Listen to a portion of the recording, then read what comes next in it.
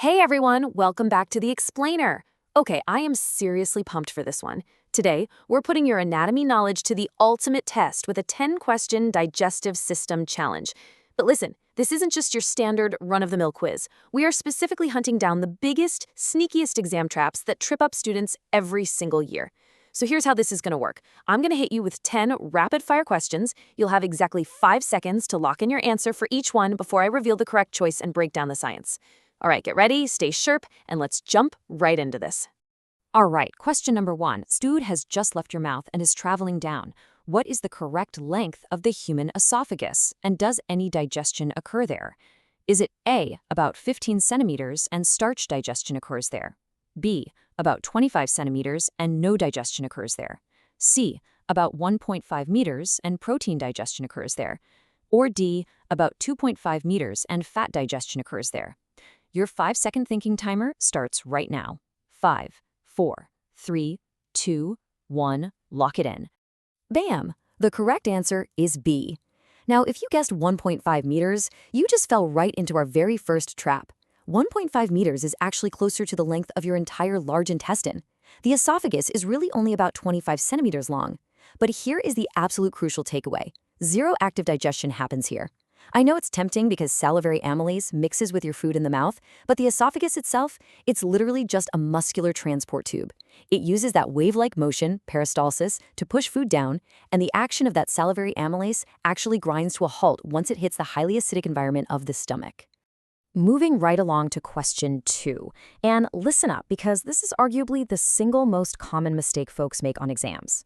True or false? Bile is a powerful digestive juice secreted by the gallbladder that contains enzymes to chemically digest fats into fatty acids and glycerol. Is it true or false? You've got 5 seconds. Think carefully.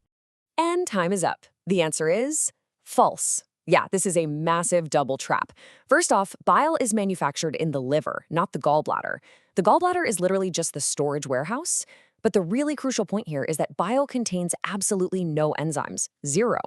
Instead, it performs mechanical digestion through a process called emulsification. It's kind of like dish soap breaking up grease in a frying pan, right? Bile physically breaks those large fat masses into tiny droplets just to increase the surface area so that the actual enzyme, pancreatic lipase, can come in and do the heavy chemical demolition work. Awesome job if you managed to dodge that one. Okay, question 3. During an intestinal infection, a pathogen irritates the lining of the lower gastrointestinal tract. What disorder does this trigger, and why is it dangerous?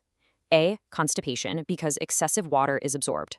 B, diarrhea, because rapid peristalsis prevents water absorption. C, cholecystitis, because the gallbladder becomes inflamed.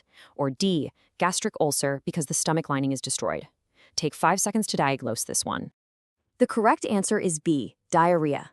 Look, when a pathogen gets into the lower GI tract, your body's immediate defense mechanism is to just flush the whole system out. It does this by dramatically ramping up peristalsis, those muscular contractions we were talking about earlier. But because the waste is moving through the large intestine so incredibly fast, your body simply doesn't have time to absorb water back into the bloodstream. And this brilliantly illustrates why it's so dangerous, you know? It causes rapid, severe dehydration and loss of essential salts, which is exactly why doctors push oral rehydration solution, or ORS. All right, let's shift gears and talk about the pancreas for question 4. Which endocrine cells in the pancreas are responsible for secreting insulin, and what is its primary target tissue? A, alpha cells, targeting the stomach. B, beta cells, targeting the liver and adipose tissue. C, goblet cells, targeting the small intestine. Or D, Krebs cells, targeting the kidneys. You have 5 seconds to lock in your choice. Got it? If you picked B, you are absolutely spot on. A lot of folks guess alpha just because it's the first letter of the alphabet, but here is a really awesome trick you can use. Beta cells bring blood sugar back down. Think of the B's. Beta makes insulin, which targets the liver and adipose, or fat, tissues, prompting them to absorb glucose and lower your blood sugar. Meanwhile, those alpha cells are busy secreting glucagon, which does the exact opposite when you're fasting. Almost halfway there. Let's tackle question 5. This is another notorious terminology trap. True or false? Absorption and assimilation refer to the exact same physiological process, the movement of digested food molecules from the small intestine into the blood capillaries of the villi. Can you spot the difference? 5 seconds. All right, the answer is false. These are two totally distinct stages of nutrition.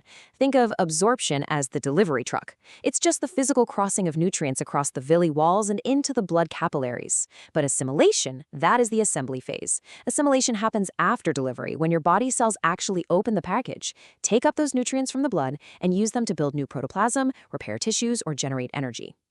Okay, question 6. This one's a classic routing challenge. What is the correct anatomical order of the 3 segments of the human small intestine, starting right after the stomach? A. Jejunum, ileum, duodenum. B. Duodenum, jejunum, ileum. C. Duodenum, ileum, jejunum. Or D. Ileum, duodenum, jejunum. Trace the journey of chyme in your head. 5 seconds, starting now. And the answer is B. Let's build this out from start to finish. Food exits the stomach and enters a short 20 to 25 centimeter C-shaped loop called the duodenum. Next up is the 2.5 meter jejunum, followed finally by the 4 meter ileum. If you ever freeze up on an exam, just remember the ultimate alphabetical shortcut, DJI, duodenum, jejunum, ileum. It is literally an alphabetical order. Moving on to question 7, and we're zooming way in for this one. How does the absorption of glycerol and fatty acids differ from that of amino acids and glucose in the villi? A. Fatty acids enter goblet cells. Glucose enter crypts. B. Glucose and amino acids enter blood capillaries. Fatty acids and glycerol enter the central lacteal. C. Fatty acids are absorbed in the stomach, glucose in the large intestine. Or D. There is no difference, it's all simple diffusion. 5 seconds to lock it in. Time's up. The correct answer is B. It is so easy to assume everything just diffuses straight into the blood, right? But inside the villus, nutrients actually take totally separate paths.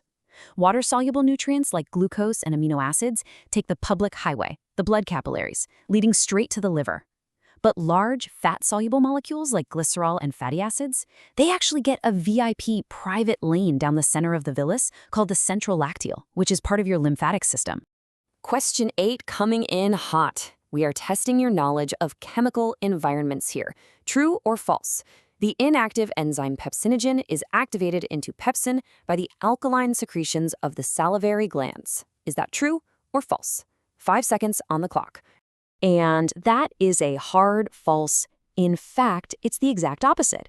Saliva is slightly alkaline or neutral, but pepsin is a stomach enzyme. The stomach secretes hydrochloric acid, or HCl, which creates an extremely acidic environment. That intense acid has a really cool dual purpose. It completely switches off the salivary amylase, and simultaneously it acts as the chemical switch that turns inactive pepsinogen on, converting it into active pepsin so it can actually get to work digesting proteins. Almost at the finish line. For question 9, let's step into the clinic for a second. If a patient develops gallstones that completely block the cystic duct and common bile duct, which food group will they have the most severe difficulty digesting? A. Complex carbohydrates, B. Proteins, C. Lipids and fats, or D. Simple sugars. Apply what we've learned. 5 seconds. The answer is C. Lipids and fats. This is where we perfectly connect the anatomy straight to real-world disease. We established earlier that bile emulsifies fats. So if gallstones block the bile duct, bile cannot enter the duodenum. Without that physical breakdown into tiny droplets, pancreatic lipase just doesn't have the surface area it needs to work, completely crippling the patient's ability to digest fats and causing some serious pain after fatty meals. All right, here we are at question 10, the final challenge. And I'm going to give you a massive hint right now. This is the ultimate classic exam trap. True or false? Ammonia, which is a highly toxic byproduct of breaking down proteins, is converted into less toxic urea by the kidneys so it can be excreted. 5 seconds to decide your fate. And the final answer is false. Be honest, did we catch you on that one? Because urea is in urine, pretty much everyone assumes the kidneys make it. But the liver is actually your body's master chemical processing plant. The liver performs the initial breakdown, creating toxic ammonia, and the liver cells immediately convert it into safer urea. The liver then dumps it into the blood, and the kidney acts merely as the disposal chute, filtering that pre-made urea out of the blood to excrete it. The liver synthesizes, the kidneys excrete. Okay, go ahead and tally up those final scores. How'd you do? Before we wrap this up, let's quickly review the highest risk exam zones we covered today. Remember, Bile is vital for digestion, but contains absolutely no enzymes. The liver makes urea, while the kidneys only excrete it. Don't mix up absorption, which is nutrient delivery, with assimilation, which is cellular assembly and use. And finally, always know your chemical environments, like HCl activating pepsinogen in the stomach. You know, you've taken a huge step toward mastering anatomy today just by dodging these traps.